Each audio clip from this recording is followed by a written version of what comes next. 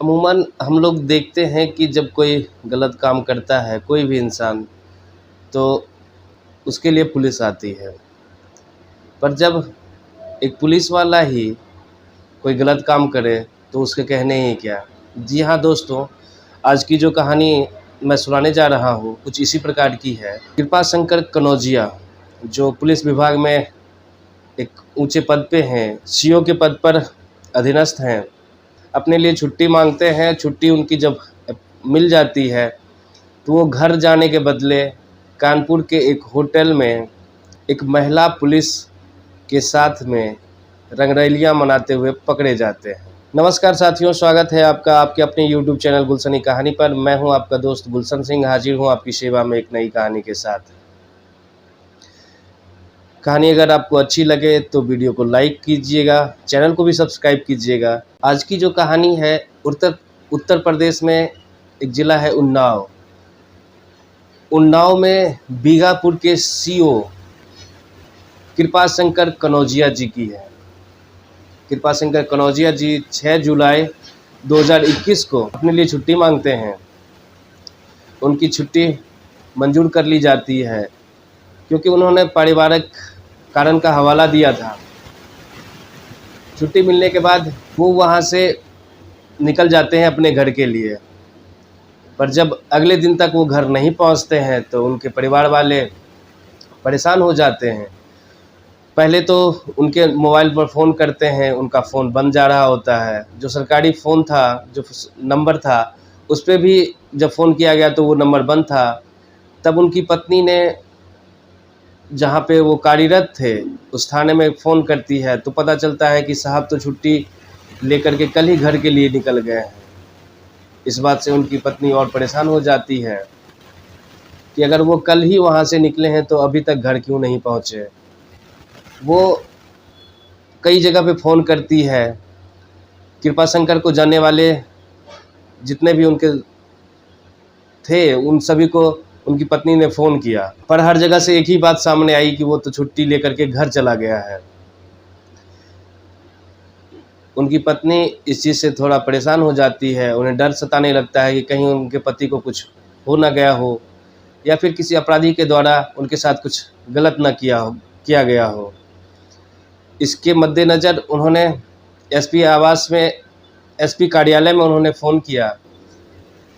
उसके बाद जब एसपी साहब से उनकी बातचीत होती है तो कनौजिया जी की जो पत्नी है उन्होंने एसपी साहब को कहा कि कहीं उन्हें डर है कि कहीं उनके पति के साथ में कोई गलत काम तो नहीं हो गया है, कहीं किसी ने उनकी हत्या तो नहीं कर दी है। जब एसपी साहब को उनकी पत्नी के द्वारा ऐसा आभास, ऐसा डर सुनने को मिलता है तो वो भी थोड़े सोच में पड़ जाते हैं। उस समय जो एसपी थे उनका नाम था एसके कुलकर्णी। एसपी साहब अपने जूनियर के बारे में जानकारी लेते हैं, पता करने का प्रयास करते हैं। जब कुछ पता नहीं चलता है तब उन्होंने सर्विलांस टीम को उनके नंबर को ट्रेस करने के लिए बोलते हैं। उसके बाद सर्विलांस टीम उन्हें रिपोर्ट देती है, उनका लास्ट लोकेशन बताती है कि इस जगह पे उनका लास्ट लोकेशन है। उस लोकेशन के आधार पर एसपी साहब आदेश देते हैं, एक पुलिस की टीम उस लोकेशन पे जाती है। जो लास्ट लोकेशन था वो कानपुर के ही मॉल रोड पे एक होटल है मंदाकिनी, उसी होटल की लास्ट लोकेशन पता चली थी।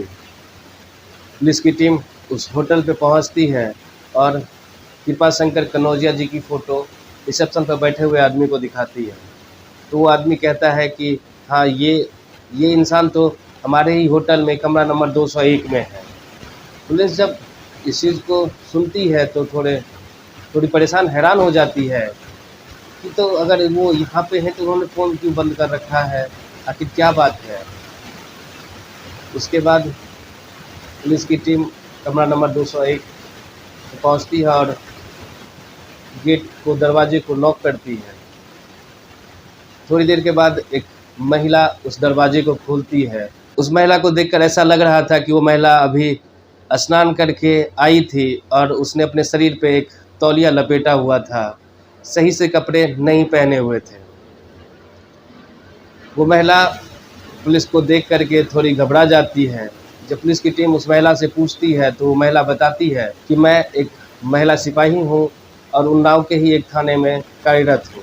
उसके बाद पुलिस की टीम अंदर झांकती है तो वो हैरान हो जाती है कि उस कमरे के अंदर कृपाशंकर कनौजिया जी बेड पर लेटे हुए आपत्तिजनक स्थिति में अर्धनग्न अवस्था में।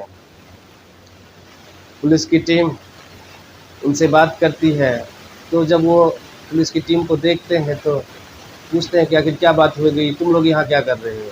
पुलिस की टीम उन्हें बताती है कि आपकी पत्नी ने एसपी साहब को फ़ोन करके आपके बारे में चिंता जताई, जिसको लेकर के एसपी साहब ने हमें आदेश दिया जांच के लिए और आपकी मोबाइल की लास्ट लोकेशन यहाँ पे बता रही थी। उसके आधार पर हम लोग यहाँ जांच के लिए आए थे कि आपके साथ कहीं कुछ गलत तो नहीं हो गया है। पूरा मामला समझकर पुलिस की टीम हंसने लगती है, पर जो पुलिस की टीम थी उस होटल के एंट्री पे जो रजिस्टर था उसकी फ़ोटो और होटल में जो एंट्री थी उन दोनों ने बाकायदे अपने नाम से, सही नाम से किया हुआ था। इस पूरे मामले की जानकारी एसपी साहब को दी जाती है। जब एसपी साहब इस मामले को देखते हैं तो वो थोड़े गुस्से हो जाते हैं, नाराज़ हो जाते हैं सीओ साहब पर।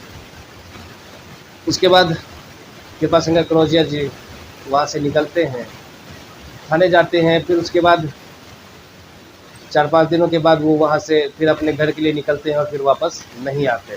जब ये मामला मीडिया में हाईलाइटेड होता है, मीडिया की जब सुर्खियाँ में बन जाता है, तब इस मामले पर संज्ञान लेते हुए उनको सस्पेंड कर दिया जाता है। उसके बाद इस पूरे मामले पर जांच बिठाई जाती है और जांच में कृपाशंकर कनौजिया को दोषी पाया जाता है। उसके बाद एडीजी प्रशासन कृपाशंकर कनौजिया जी को फिर से गोरखपुर में एक सिपाही के तौर पे कार्य करने की अनुमति मिली है। आज से 3 साल पहले जो उन्होंने गलत काम किया था उनका परिणाम उन्हें 2024 में भोगना पड़ रहा है। कहाँ वो पहले एक बड़ी अधिकारी थे, सीनियर अधिकारी बने हुए थे और आज उनके गलत कामों ने उनको फिर से सिपाही के तौर पे स्थापित कर दिया है। तो ये थी आज की कहानी।